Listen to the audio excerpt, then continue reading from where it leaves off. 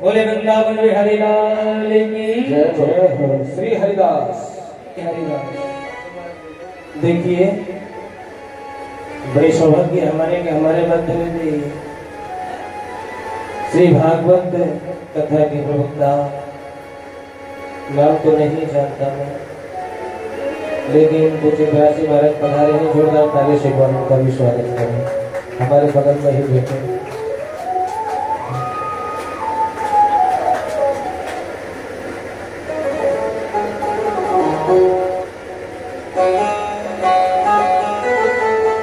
देखिए श्री ठाकुर जी की जब कथा हो वहाँ संत महापुरुष कथा प्रवक्ता भक्त आ जाए तो समझो कथा सफल हो।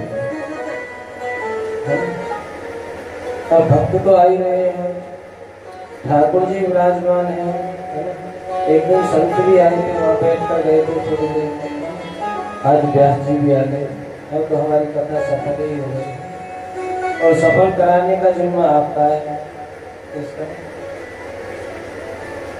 आज हमारा एक हमने वीडियो देखी तो हमारा हृदय एकदम फट चुका कि जो हमारी प्राण प्रिय लाडली जो है राधा रानी, सुन तो कई दिन से रहे थे लेकिन देखने की इच्छा नहीं हुई। आज देखी होगी। ऐसे ऐसे व्यास हैं, क्या कहें उनको।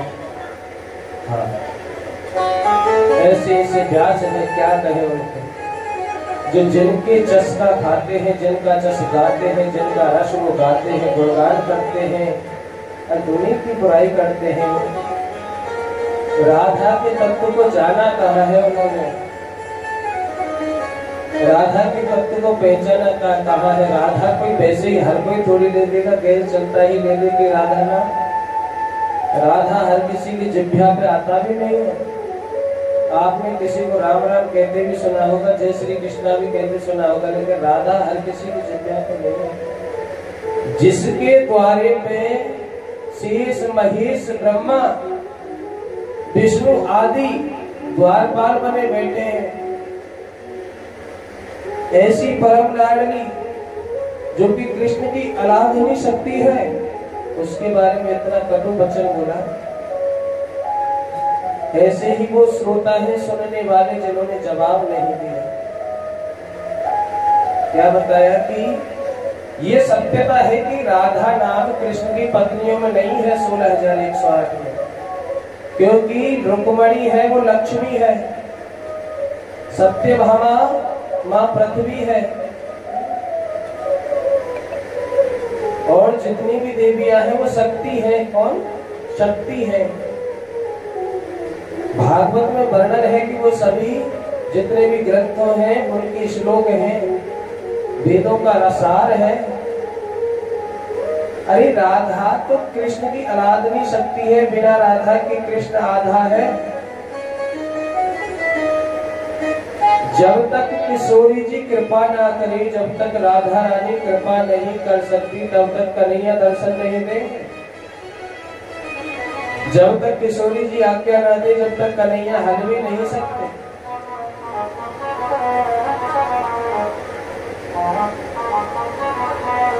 और कई पुराणों में भी वर्णन है कि भगवान कन्हैया की राधा जी की शादी भी कराई थी ब्रह्मा जी ने बचपन में बंसीवट के पास।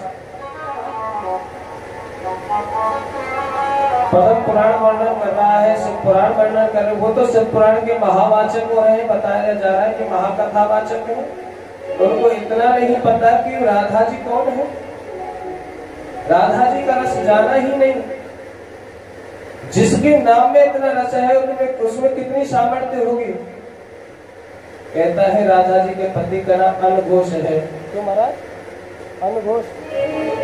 राधा जी के पति का नाम अनघोष बता रहा है। 4 श्लोक क्या पढ़ लिए शिव पुराण के, अपने आप को भगवान समझ रहा है।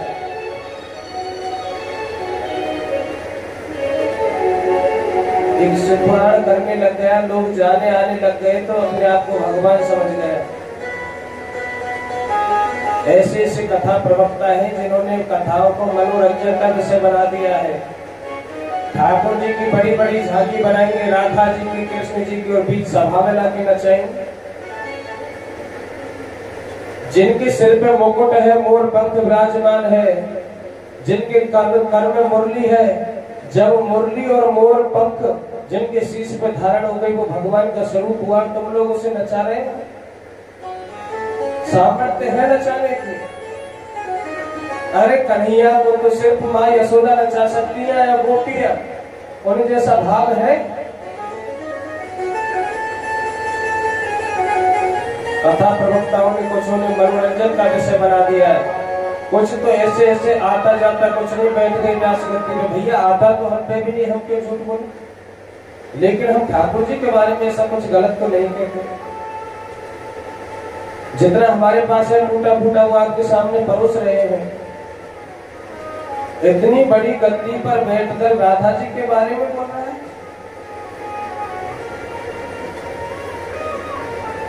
पाखंड फैलाने का भी कुछ वो होता है, अंधविश्वास तो फैला ही रहा है, पाखंड तो फैला ही रहा है, साथ में राधा रानी जी को बदनाम कर रहा है। मैंने कई वीडियो देखी, उस दिन से मैं देखना बंद कर दिया। उसको कहता है कि जो बच्चा जिस विषय में पढ़ा नहीं हो, बेल पत्थर ले ले और उसमें शहद लगाए, कुमकुम लगाए, हल्दी लगाए, शिव जी पर चढ़ा दे, शिव जी से प्रार्थना करे कि मैं भगवान मैं पास हो जाऊं। बिना पढ़े पास हो जाएगा, बिना कर्म के। ऐसे तो भैया दुनिया चढ़ाएगी, दुनिया पास हो जाएगी, तो पढ़ना ही क्यों पड़ेगा, फिर विद्यालय जाना ही क्यों है। इतना बड़ा प्रवक्ता है, उसको कहने में भी शर्म नहीं आई। और ऐसे ही सुनने वाले हैं, सुनने वाले भी ऐसे रह गए कि महाराज हमने व्यास बुलाया, 20 लाख रुपए दिए, 25 लाख रुपए दिए। भैया क्यों दिए, क्या सुना तुमने? कुछ सुना तो हमको भी बता दो, क्या नई चीज सुन ली कि महाराज टोटका बता गए। अरे तुम्हें प्रारब्ध तो भोगना पड़ेगा, टोटकाओं से काम नहीं होगा। जो बुरा कर्म किया है उसे भोगना पड़ेगा आपको। पूज्य संत हैं, वृंदावन के नाम सुना होगा सभी ने, प्रेमानंद जी महाराज। ऐसे सर्व हृदय संत हैं जिनके चरणों में बार-बार नमन है, जिनको समस्त वेदों का ज्ञान है। मुझे लगता है अच्छा ही ज्ञान है, समस्त वेदों का ज्ञान है, और जो कि राधा रानी के ही नाम से जीते हैं। जिनकी 16-17 वर्ष की आयु में दोनों किडनियां खराब हो गई, आज तक एक किडनी भी नहीं बदलवाई। डॉक्टरों ने भी कहा, कुछ भक्तों ने भी कहा, महाराज एक किडनी हम दे देते हैं। तो श्री पूज्य स्वामी जी महाराज, श्री प्रेमानंद जी महाराज ने कहा कि जो ये किडनियां है ना, ये मेरी किशोरी की देन है। एक किडनी मेरी राधा है और एक किडनी मेरा कृष्ण है, श्याम है, मेरा प्राण प्रिय है। मैं इनको कैसे अपने से दूर कर दूं?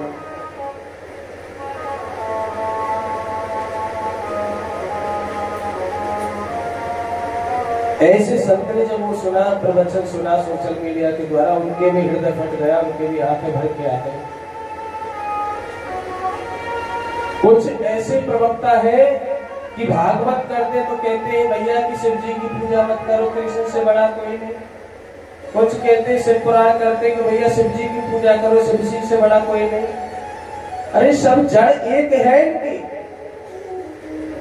एक वृक्ष जड़ एक है इनकी, सिर्फ डालियां टहनियां अलग है। तो अगर राम से द्वेष करोगे तो शिव का प्रसन्न हो जाएंगे आप पर, और शिव से द्वेष करोगे तो कृष्ण के आप पर दया करेंगे, कृपा करेंगे। इष्ट एक को मानो, पूजा सबकी करो। बताया था ना मैंने कि इष्ट एक को मानो, पूजा सबकी करो, आपकी पूजा सफल हो जाएगी, आपकी भक्ति सफल हो जाएगी।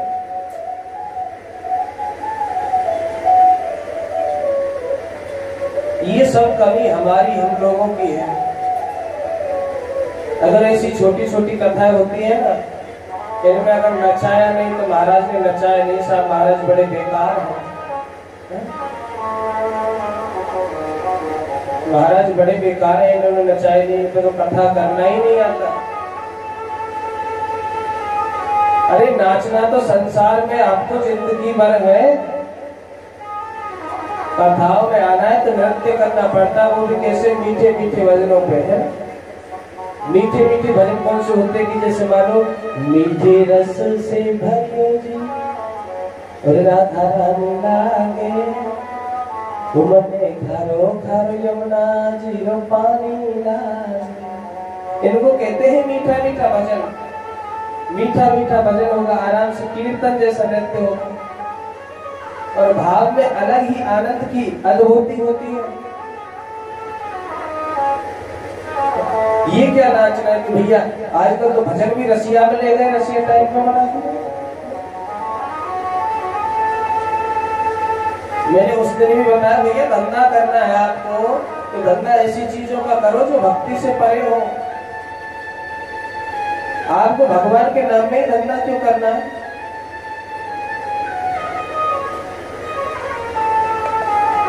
कि महाराज अभी चित्रलेखा जी आई उधर। भैया बिल्कुल आई चित्रलेखा जी, कौन मना कर रहा है? बुलाई भैया इतने लाख रुपया लेगी। बिल्कुल लेगी भैया, तूने कराई है तो तूने कथा नहीं कराई, तूने भागवत का मोल लगाया। भागवत का मोल होता ही नहीं है। मैंने उस दिन भी बताया कि जो प्रवक्ता 18, 25 लाख रुपए लेते हैं और वो तुमसे आते कहते हैं कि माया के पीछे मत भागो, माया में कुछ नहीं है। भैया हम तो माया के पीछे नहीं भागे, आप क्यों भाग रहे हो? जब हम नहीं भागेंगे तो आपको देंगे कहां से?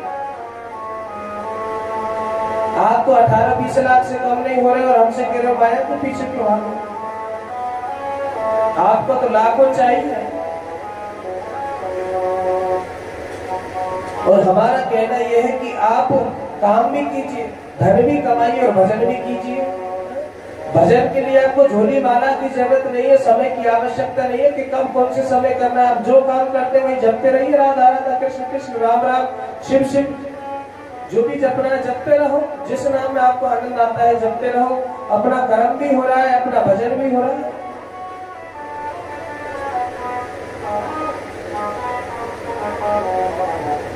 अब किस किस मैया ने भजन प्रारंभ किया था मैंने उस दिन बताया था? किसी ने नहीं किया क्या? कोई भी काम करो, आप खाना क्यों नहीं बना रहे हो? मन में जपना, जपते रहो राधा राधा कृष्ण कृष्ण सीताराम। अभी की बात बताओ, अभी 4 दिन पहले घटना है कि IAS ऑफिसर जो कि गुजरात की रहने वाली, उसने अपने पद से इस्तीफा दे दिया और अपना एक धर्म है सनातन धर्म में, एक पंथ जैन धर्म, उसमें चली गई। सब माया को छोड़ दिया। तुम छोड़ सकते हो? 4,500 करोड़ की प्रॉपर्टी बेंगलोर के परिवार ने दान कर दी। माँ बेटा बाप तीनों ही सन्यासी हो गए। कौन कर सकता है? हम तो नहीं कह रहे तुम दान करो। भजन घर में भी हो सकता है, भक्ति घर में भी हो सकती है। रस खान नाम सुना है? रस खान का रस खान कौन से पंथ से थे?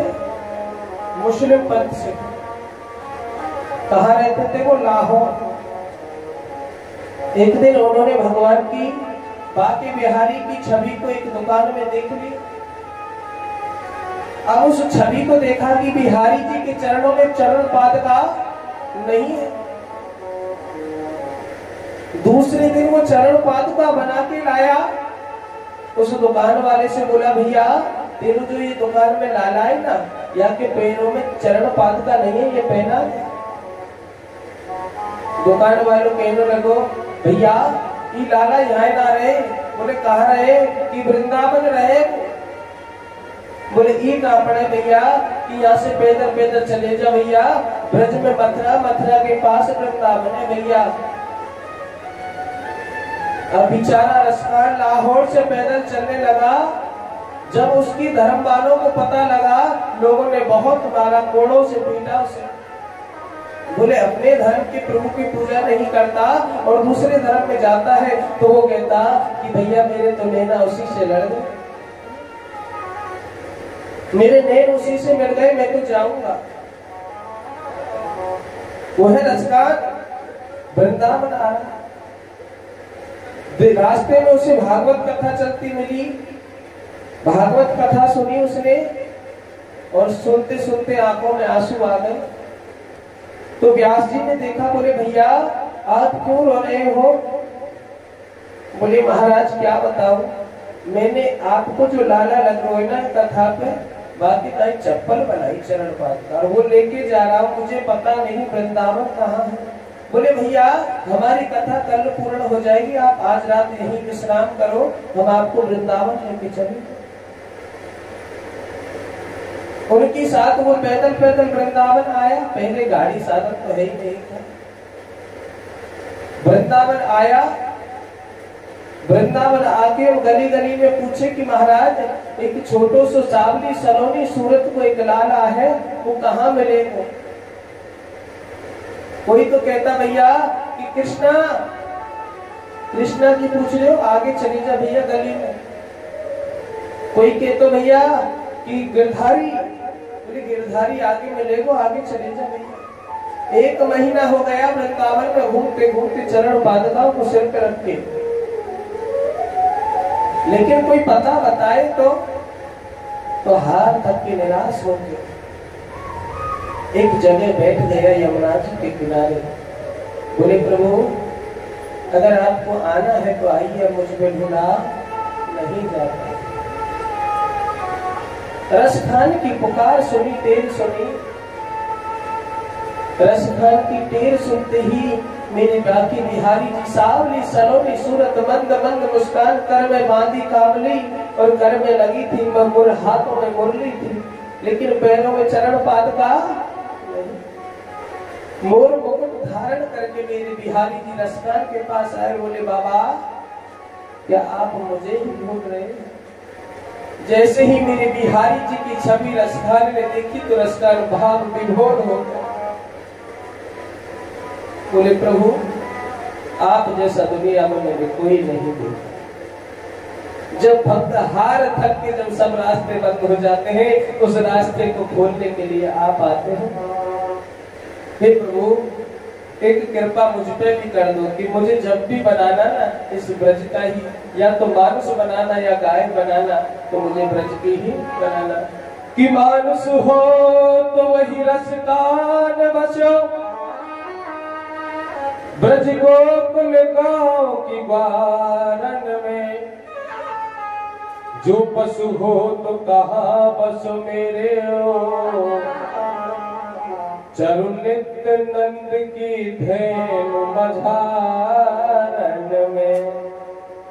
हे प्रभु इतनी कृपा करना कि मुझे धेनु भी बनाए, तो वो बनाना कि मैं नित्य प्रतिदिन नंद बाबा की गायों में चरा कर।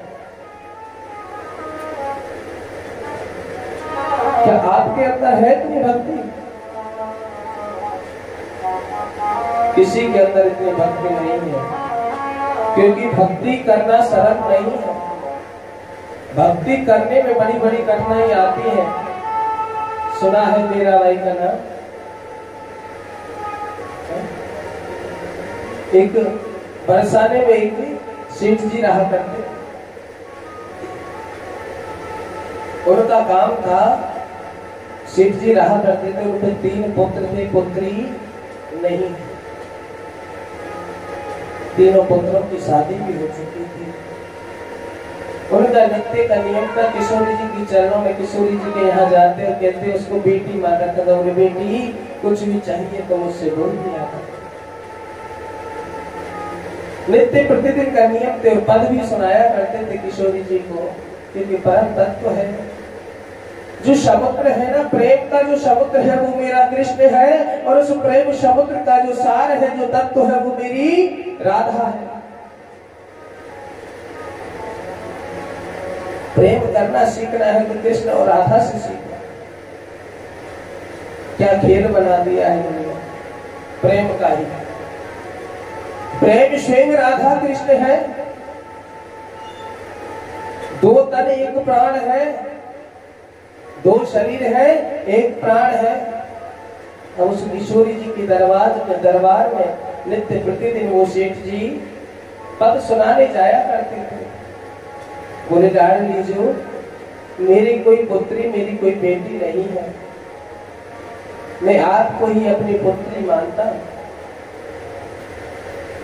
नित्य प्रतिदिन जाया करता था। एक समय आया कि उसकी बहू बोली कि पिताजी हमें चूड़ी पहननी है, पहले कोई बाजार में नहीं जाते थे चूड़ी पहनने, चूड़ी पहनाने वाले घर ही आते थे। पिताजी ने एक मनिहार को चूड़ी पहनाने घर भेज दिया। मनिहारिणी ने चूड़ी पहनाई तीनों बहुओं। अब बाहर आई तो देखा कि छोटी सी बच्ची बैठी, निकल के जा रही थी तो वो बेटी बोली, वो बच्ची बोली कि हमको चूड़ी नाए पहनाओगी। बोले आप कौन?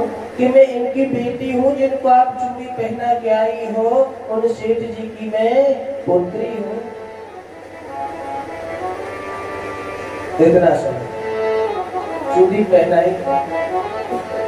अब चूड़ी पहना के जैसे ही सेठ जी के पास पैसा लेने पहुंची तो सेठ जी ने 3 लोगों के पैसे दिए तो निकाल, क्योंकि उसे क्या पता कि मेरी राधा रानी भी आई। जब 3 लोगों के पैसे लिए निकाल के तो मनिहारी बोली कि सेठ जी 4 लोगों ने चूड़ी पहनी है आपके घर में। बोले 4 कौन कौन, क्यों झूठ बोलती हो? बोले मैं झूठ क्यों बोलूं, आपके 3 बहुएं और एक आपकी पुत्री ने चूड़ी पहनी है। बोले मेरी पुत्री कहा? बोले आपको कहा मिली कि आपके दरवाजे के बाहर खड़ी थी, बैठी थी। बोले कैसी थी? कि बहुत सुंदर श्रृंगार किए हुए थी, छोटी सी बच्ची थी, बड़ा ही सुंदर श्रृंगार था। उसको एक बार देखते तो मेरा मन हटा ही नहीं, मेरी आंखें हटी ही नहीं, मैं देखती ही रही। बड़ी प्यारी सुंदर सुंदर कन्या थी। सेठ जी समझ गए।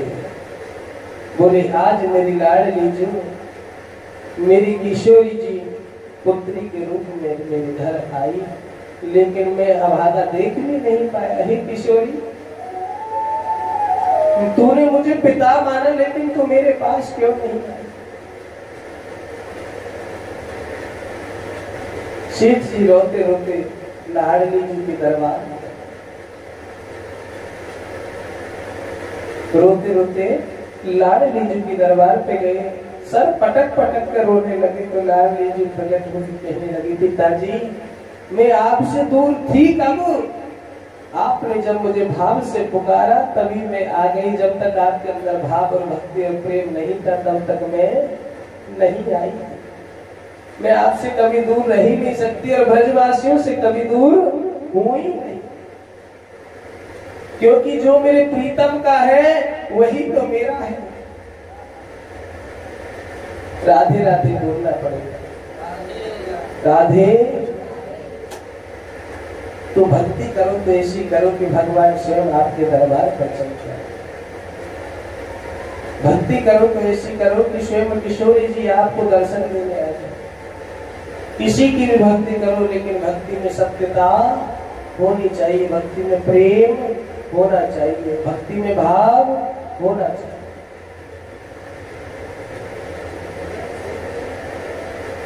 चलते हैं प्रसंग की तरफ। कल हम सभी ने किसका पूजन किया था? गोवर्धननाथ का पूजन किया सभी ने मिलकर। और कौन कौन गया था गोवर्धन? सब गए। कन्हैया कह रहे हैं कि बाबा हमारी गायों का जो भरण पोषण है वो कौन करता है? गिरिराज महाराज। हमारी गाय है तो चारा खाने जाती, वो कहाँ? गिरिराज जी में। और बाबा इंसान है ना, जीव है ना, वो अपने कर्मों का फल पाता है। बोले कर्मणा जायन्ते जन्तु कर्मणेव विलीयते सुखम दुखम मयम क्षेम कर्मणेवाभिपद्यते। कि बाबा सभी अपने कर्मों का खाते हैं, कोई किसी को खिलाने नहीं आता। खाने दाने दाने पर लिखा है खाने वाले का नाम।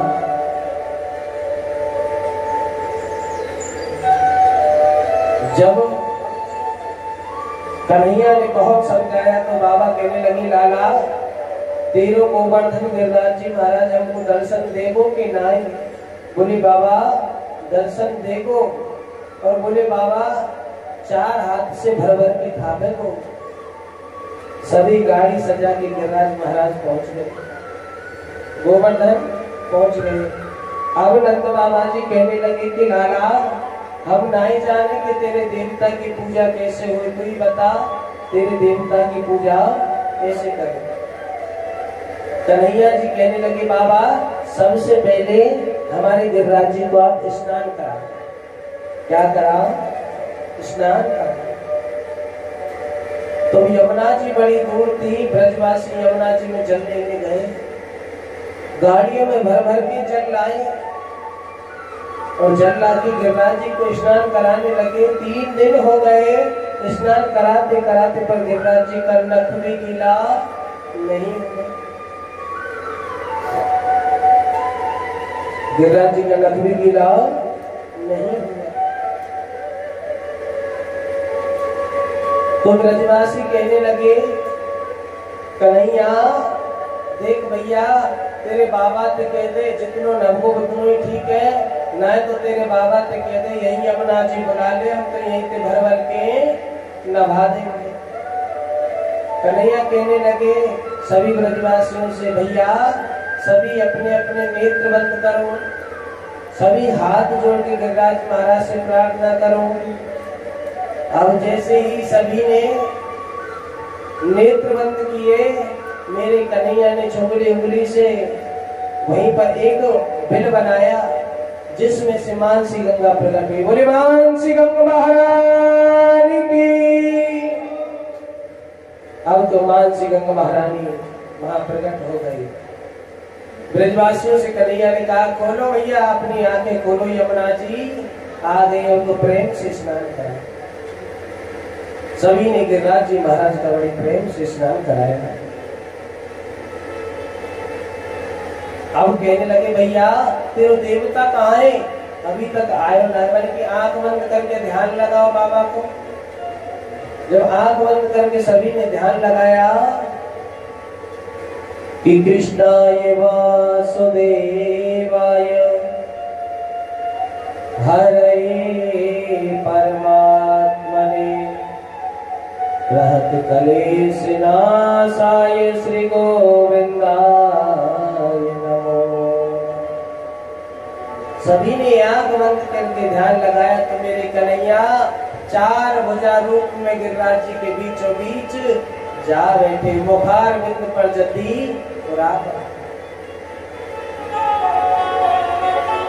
जा बैठे।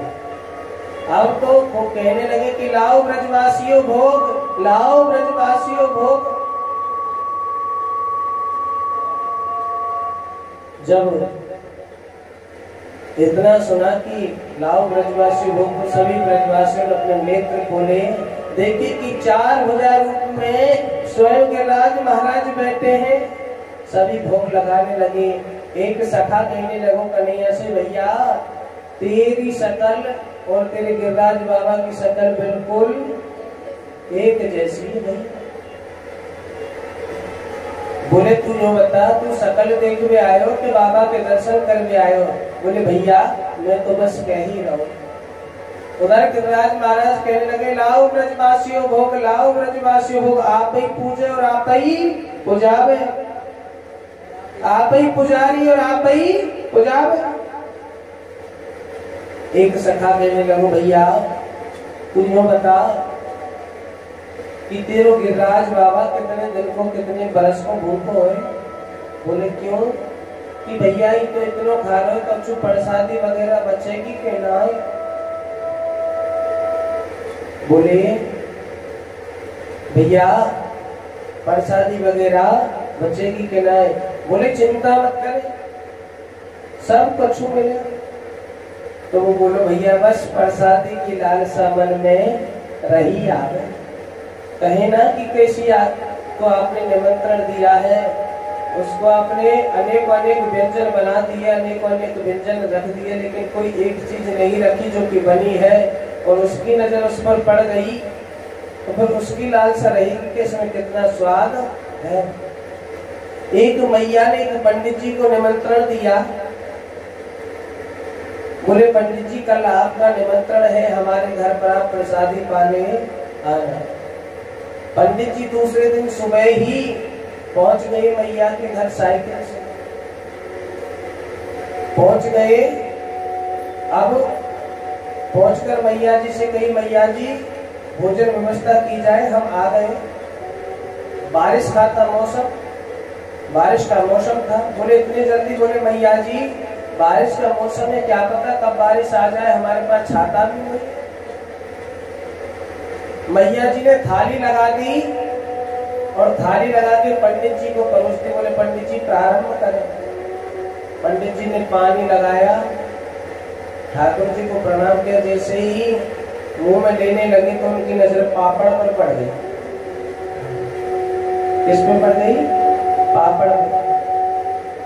बोले पापड़ नहीं दिए भैया ने, शंकरचूर दे दिए पर पापड़ नहीं दिए। तो पंडित जी ने दिमाग लगाया कि मैया से पापड़ कैसे ले लें। बोले मैया, खावे से पहले बोले मैया आज तो हमारे प्राण बच गए।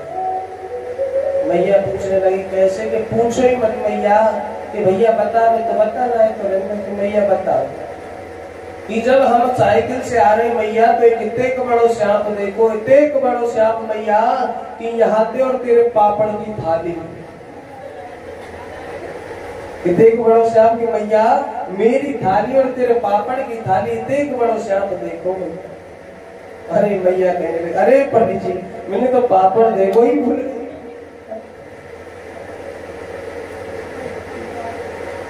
तो दिमाग बड़ा सुंदर लगाया कि ना तो मैया ये कहे कि पंडित जी भूखे हैं, हाँ, और पापड़ की पापड़ भी मिल जाए। तो ऐसे ही सखा के मन में रही कि भैया प्रसाद की तो लालसा रही आए। जब इस प्रकार से सभी बात कर रहे थे तो मेरे गोविंद ने उधर गिरिराज महाराज का भोग लगा तो एकदम जोर से जयकारा लगा तो बोले गिरिराज महाराज की जय हो। अब इस जयकारे की गूंज इतनी हुई कि इसकी आवाज इंद्रलोक तक पहुंची। बीना लेके नारद जी पहुंच गए। बोले नारायण नारायण। बोले नारद जी कैसे आना हुआ? बोले भगवान क्या बताए? बोले क्यों? कि आपने जयकारे की गूंज सुनी? बोले सुनी कि जो आपकी पूजा हुए करती ब्रज में, वो पूजा एक छोटे से बालक ने, एक छोटे से ग्वारिया ने बंद कराई। बोले क्या कहते हो नारद जी? कि अगर आपको विश्वास नहीं है तो आप देख लीजिए, आप देख लीजिए। इंद्र ने देखा कि नारायण आप तो सही कह रहे हो, क्या किया जाए? बोले इस प्रकार से रहा तो नारायण आपका तो पूरी सृष्टि से पूजा बंद हो जाएगी, कुछ करो। उधर गिरिराज महाराज की परिक्रमा दे रहे थे ब्रजवासी। जब इंद्र को क्रोध आया तो इंद्र ने अपनी दो मेघमालाओं को आदेश दिया कि गणम संवर्तक नाम मेघनाम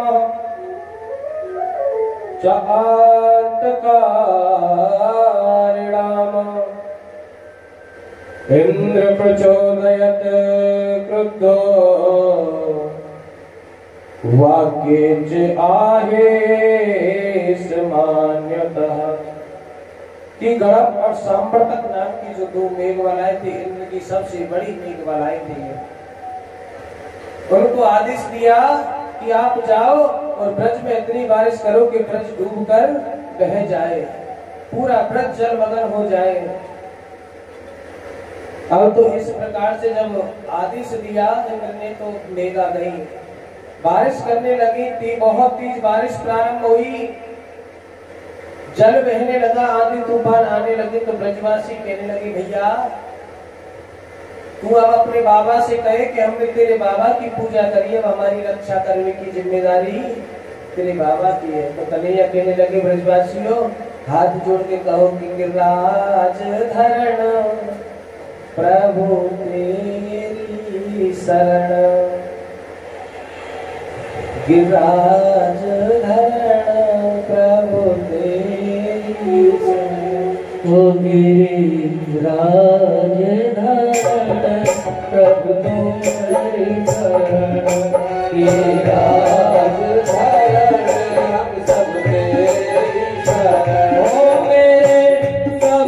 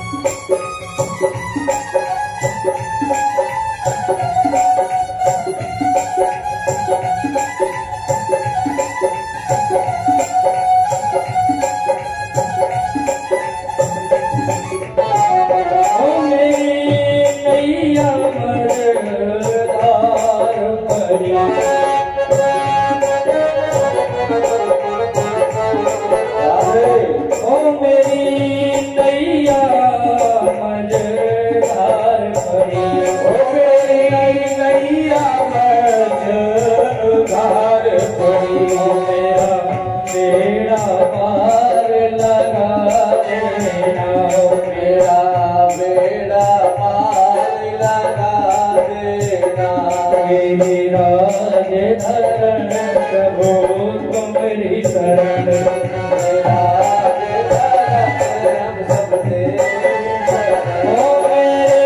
सब संताप मिटा देना मेरी राधे धरण प्रभु तुम्हारी शरण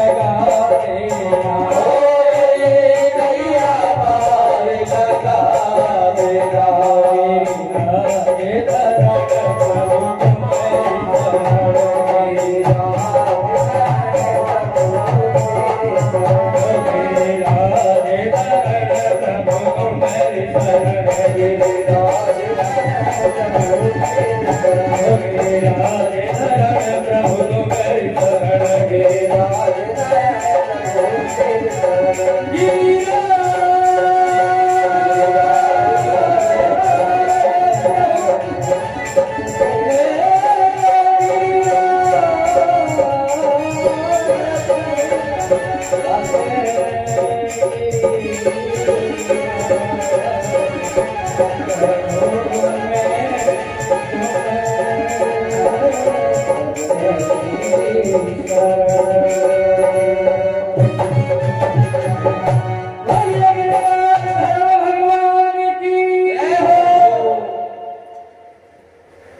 मेरी कन्हैया कहने लगे ब्रजवासियों, तेरे गिरिराज जी से ध्यान तो लगाई। कैसे लगाई कि गिरिराज धरण प्रभु तेरी।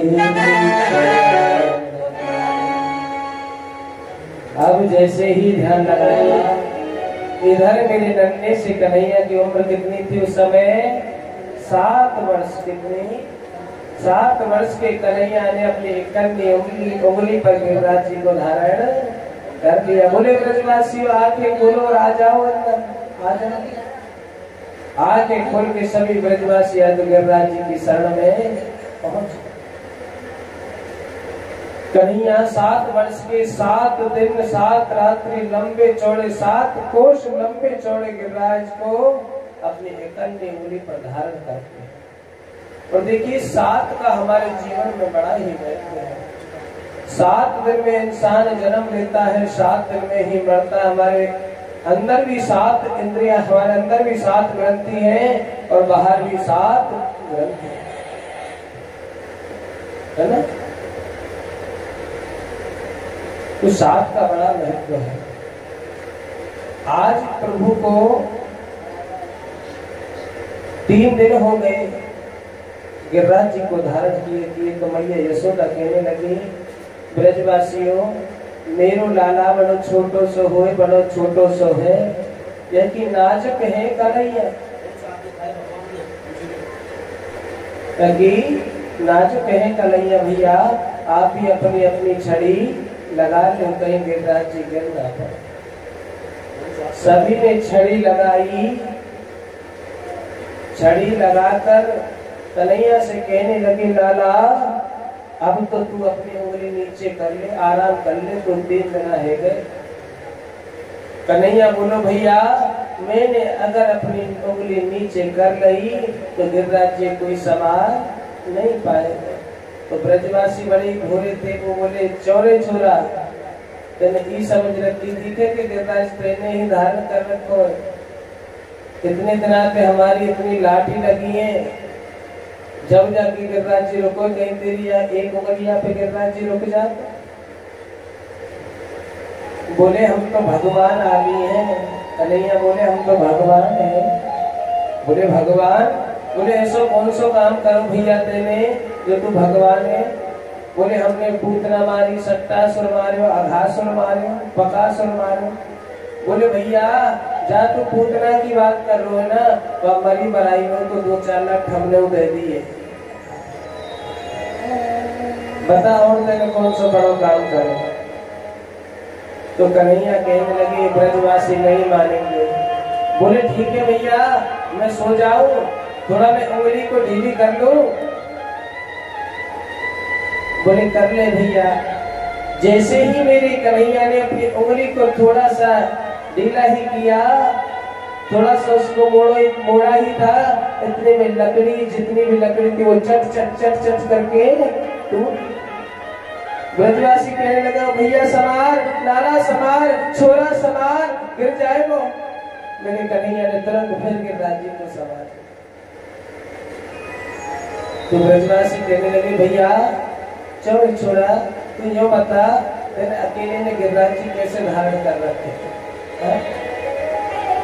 कन्हैया कहने लगे कि कछु माखन को बल बड़े हो, कछु गोपन करी सहाय, और श्री राधे जू की कृपा सो मैंने गिरवर लियो उठाए। भैया कछु माखन को बल बड़े हो कि भैया, ब्रजवासी कहने लगे कि माखन तो हम भी खावे, तेरे संग बहुत माखन खायो, हमें तो बल आयो ही नहीं। कि भैया सुनो कि कछु माखन तो बल बढ़ो और कछु गोपन करी सहाय। कि भैया कछु के तुम गोप है ना, जितने भी गोप हैं ग्वाल हैं, कछु तुमने सहायता करी कि भैया हमने कहा सहायता करी कि जब तुम हमारी तरफ देख रहे थे ना, तो तुम्हारी आंखों की जो शक्ति थी, तुम्हारे शरीर की जो शक्ति थी, वो हमने आपकी आंखों से चुरा ली और हमारे अंदर आ गई। तो एक ब्रजवासी बोलो भैया चौरे छोरा में जमे तो समझो तो मेरे शरीर में कमजोरी कैसे आ गई है। पहले तो तू माखन ही चुराया कर दो तो शक्ति चुरा दिया। और बोले कि श्री राधे जू की कृपा सो मैंने गिरवर लियो उठाए। कि भैया और राधा रानी की कृपा हो गई जिससे मैंने गिरिराज जी उठा ली। आज तो इंद्र भगवान ही प्रसन्न, मौसम बड़ा अच्छा कर रहा है। 7 दिन 7 रात्रि पर्यंत गिरिराज जी धारण के रखे। इधर इंद्र ने सैनिकों से कहा कि जाकर देखो, अब तक तो ब्रज बह गया होगा। सैनिक आए, देखने लगे तो सैनिक कहने लगे इंद्र से जाके कि महाराज ब्रज में तो एक बूंद पानी तक नहीं गिरा, वहां तो धूल उड़ रही है। मेरे ब्रज में उड़ रही धूल, धूल मोहे प्यारी लागे।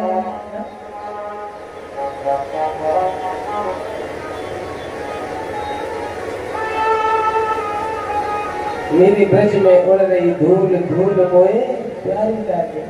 उड़ उड़ धूल मेरे मस्तक पे लागे, मेरो पावन हो शरीर, धूल मोहे प्यारी लागे। अब जब इतना कहा इंद्र से तो इंद्र खुद गया देखने के लिए। बोले ये कैसे हो सकता है, मेरी सबसे बड़ी मेघमालाओं को मैंने भेजा है और 7 दिन 7 रात्रि पर्यंत हो गया, बारिश करते करते मूसलाधार बारिश हो रही है, लेकिन अभी तक ब्रज में एक बूंद तक नहीं गिरी, कैसे हो सकता है। जब देखा कि छोटा सा बालक जिसने अपनी कन्या उंगली पर गिरिराज धारण कर रखा है और गिरिराज जी के चारों ओर जो परकोटा बनाया हुआ है वो शेषनाग है, जो कि जल को गिरने ही नहीं दे रहा। एक साइड में बैठकर अगस्त मुनि उस जल का पान कर रहे हैं और एक तरफ उस चक्र सुदर्शन बचे हुए जल को सुखा रहा। तो परीक्षित जी कहने लगे ये महाराज अगस्त इतना जलपान क्यों कर रहे हैं।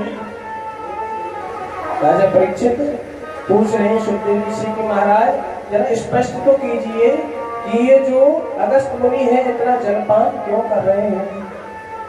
तो सुखदेव जी कहते हैं राजन, जब राम जी माँ जानकी लक्ष्मण सहित वनवास काट कर आए तो जानकी जी ने प्रतिज्ञा की थी कि मैं नित्य प्रतिदिन एक ब्राह्मण का भोजन कराया करूं। एक दिन माँ जानकी राम जी से बोले कि कोई ऐसा ब्राह्मण लाओ कि जो क्या है कि मन भर के पेट भर के खाए। ऐसे ब्राह्मण आते हैं कि 2 पूरी 4 पूरी खाते हैं और चले जाते हैं, ऐसा ब्राह्मण निमंत्रण करते। तो राम जी कहने लगे देवी ब्राह्मण तो सब तरह के हैं, कौन है ब्राह्मणों के बारे में ऐसा मत बोले, आप लेके तो आओ। राम जी अगस्त मुनि के पास गए, अगस्त मुनि से कहा प्रभु कल का निमंत्रण हमारे महलों में है आपका और आपको आना है और आपको अनवरत भोजन करना है जब तक हम आपको रोकने के लिए नहीं बोल रहे। अगस्त मुनि जी को ले गए राम जी। सीता जी ने अगस्त मुनि को देखा कि अगस्त मुनि में तो सिर्फ हड्डी हड्डी दिख रही, शरीर तो कहीं है ही नहीं। सीता जी क्रोध में आई, बोले प्रभु मैंने कहा कोई ऐसा ब्राह्मण लाना कि जो भोजन कर सके भरपेट अच्छे से। जितना मैं मेहनत करती हूँ उतना भोजन तो करके ही नहीं जाती। राम जी कहने लगे देवी आप भोजन तो कराओ, प्रारंभ तो कराओ। अगस्त मुनि बैठ गए। राम जी ने आदेश दे दिया कि जब तक हम ना कहें तब तक करते ही रहे। सीता जी छोटी छोटी कटोरियों में, किसी में सब्जी, किसी में खीर है, किसी में कुछ है, ऐसी छोटी छोटी कटोरियों में लाई और 2 पूरी रख के ले आई। तो अगस्त मुनि कहने लगे, देवी आप भोजन करा रही हो कि या मुझको दिखा रही हो इसे, कि मेरे लिए सिर्फ अलग से यही निकाल के लाई हो? बोले महाराज आप पाओ तो सही। बोले से किधर पाओ? इधर पाओ या इधर पाओ? बोले आप प्रारंभ कीजिए, मैं लेके आती हूँ। अब तो अगस्त मुनि ने पाना प्रारंभ किया। सीता जी इतने में लेके आती, इतने में अगस्त मुनि पा जाते। जब तक वो रसोई घर में जाती, थाली खाली लेके आती, थाली खाली। 7 दिन हो गए भोजन करते करते, 8 दिन हो गए। रिद्धि सिद्धि श्री गणेश जी महाराज, श्री कुबेर महाराज का ध्यान करके उनको भी बुला लिया। बोले प्रभु आप आइए, भोजन प्रसादी बनाइए, मेरे घर से ब्राह्मण भूखा नहीं जाए। रिद्धि सिद्धि पूरी बिल रही है, गणेश जी उतारते जा रहे। 8 दिन हो गए अगस्त मुनि को भोजन पाते, प्रसादी पाते पाते। सीता जी बोली बाबा जब आपका मध्य आ जाए ना, भोजन का बीच, जब आपका आधा भोजन हो जाए तो जलपान कर ले। अगस्त मुनि कहने लगे, देवी वैसे तो हम प्रसादी पाते पाते बात नहीं करते, लेकिन सुनिए ये हमको भी पता है जब मध्य आ जाएगा तो हम अपने आप जलपान कर लेंगे। अभी हमारा मध्य आया ही नहीं। सीता जी बड़ी परेशान, बोले अभी तो मध्य आया ही नहीं, 8 दिन हो गए और अनवर्त भोजन चल ही रहा है, 1 सेकंड को बंद भी नहीं हो रहे। रात से दिन, दिन से रात चल रहा है। 10 दिन हो गए पर बाबा का भोजन चल ही रहा है। 16 दिन हो गए भोजन चल ही रहा है। मेरे राम जी 17वें दिन आए मां जानकी के पास। बोले देवी आप क्रोध में कैसे? बोले प्रभु अब हमारी सामर्थ्य नहीं है। बोले तो देवी क्या किया जाए, ब्राह्मण भूखा गया तो? कि बोले प्रभु सामर्थ्य नहीं है। 17वां पूरा दिन भोजन कराया, पूरी रात भोजन कराया। 18वें दिन मेरे प्रभु राम ने कहा कि मुनिवर बस अब यहीं पर रुक जाओ। तो अगस्त मुनि ने जोर से डकार मारी। बोले देवी अब हो गया, अब एक काम कीजिए, हमारा जलपान की व्यवस्था की जाए। तो मां जानकी कहने लगी बाबा 18 दिन में तो आपको भोजन पूर्ण हुआ, मटका 2 मटका दे तो आपको काम चले ही ना है, टैंकर 2 टैंकर से काम नहीं चले। तो आपको बाबा इतना जल मेरे पास है ना है और मैं कहां से लाऊंगी बाबा, मैं तो थक ही जाऊंगी। तो राम जी कहने लगे मुनिवर त्रेता युग में तो आपको मैंने भोजन प्रसादी कराई, द्वापर में मैं आपको जलपान कराऊंगा। आज द्वापर में गिरिराज पूजन के दिन अगस्त मुनि का ध्यान किया, अगस्त मुनि आए, वो जलपान कर रहे हैं और जब सुदर्शन जल को सुखा। अब इंद्र ने देखा कि ब्रज में एक भी बूंद नहीं है। देखता है कि छोटा सा बालक गिरिराज जी को एक उंगली पर धारण करके बैठा है, तो वो समझ गया ये साक्षात परब्रह्म है। मैं भूल कैसे गया कि इसके स्वागत में तो मैं भी आया, ये तो परब्रह्म है, इसके स्वागत में मैं भी आया। मैं भूल कैसे गया, मुझे अहंकार कैसे हो गया। कि विशुद्ध सत्तम तव धाम शांतम तपोमयम ध्वस्त रजस्तमस्तम माया भयोयम गुण संप्रवाहो न विद्यते ते गृह्णानवन्धः।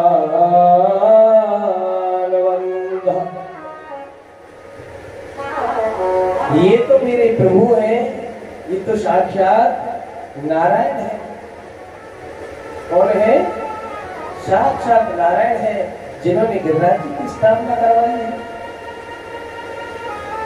इंद्र अब तो दौड़ा दौड़ा आया। ऐरावत हाथी पर आया और ऐरावत हाथी को वहीं छोड़ दिया गया। ब्रज की सीमा लगती थी, वहीं बाहर छोड़ दिया और वहां से पैदल पैदल प्रभु के चरणों में आ रहा है कि पिता गुरुस्तम जगतामधीशो दुरत्य काल उपात दंडः हितया स्वच्छदान विसमीयसे मानं विधुन्वजंगदीशमविना।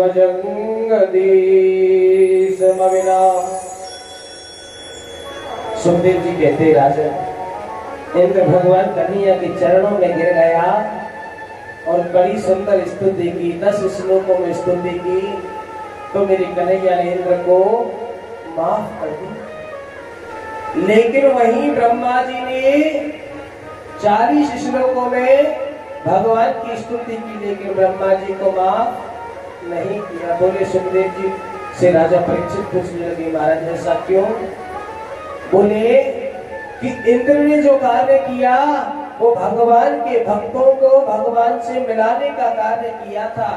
सभी भक्तों को प्रभु के निकट लेकर आ गए, इसलिए भगवान ने इंद्र को माफ किया। और ब्रह्मा जी ने कार्य किया था कि भगवान के प्रेमियों को भक्तों को भगवान से दूर कर दिया, इसलिए माफ नहीं किया। जो भी जीव जो भी इंसान भगवान के भक्तों का मजाक उड़ाता है और तर्कता करता है, उनकी हंसी उड़ाता है, उनको दूर करता है, भटकाता है, वो जीवन भर सुखी नहीं रहता। वो भले ही मन में सोच ले कि मैं सुखी हूँ, लेकिन वो सुखी नहीं रहता, मन में दुखी रहता है, बाहर तो दिखावा करता ही है। और जो भगवान के भक्तों को प्रभु से मिलाता है, भक्ति के जो मार्ग पर ले जाता है, प्रभु उसकी परीक्षा तो लेते हैं, अंत में उसे सुख समृद्धि सब कुछ दे देते हैं। अब तो इंद्र से गोविंद कहने लगे अब अपने राज्य में वापस जाए।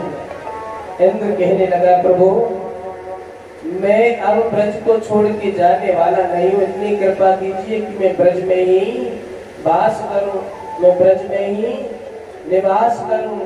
मुझे ब्रज का कंकड़ बना दो, मुझे पत्थर बना दो, पर मुझे ब्रज में वास दे दो। कि कान्हा मोए ऐसो बनैयो, ऐसो बनैयो, कि कान्हा मोए ऐसो बनैयो, बोल नाचो आता कहीं कहीं।